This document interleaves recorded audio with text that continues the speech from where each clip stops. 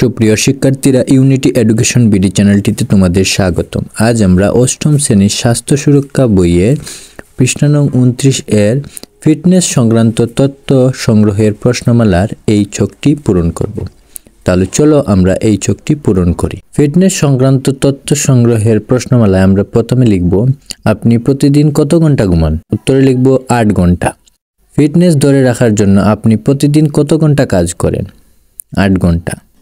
Fitness ঠিক রাখার জন্য আপনি কোন ধরনের খাবার খান?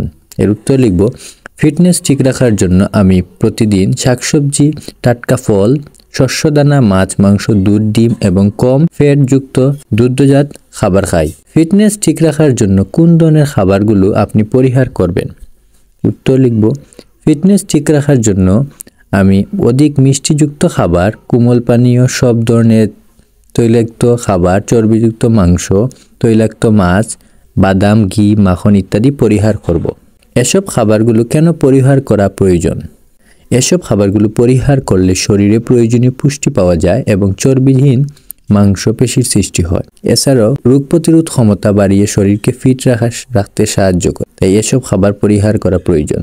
শরীর ফিট রাখতে স্বাস্থ্যকর খাবার গ্রহণের পাশাপাশি আপনি আর কি করেন? রাতে তাড়াতাড়ি ঘুমানোর চেষ্টা করি এবং ভোরে ঘুম থেকে উঠি। এরপর কিছুক্ষণ হাঁটাহাঁটি করি এবং শরীরচর্চা করি। আপনি নিয়মিত কোন ধরনের শরীরচর্চা করেন? উত্তর লিখব, আমি সাধারণত জুড়ে হাঁটা, দৌড়ানো, লাফানো, শ্বাস প্রশ্বাসের ব্যায়াম ইত্যাদি শরীরচর্চা করি।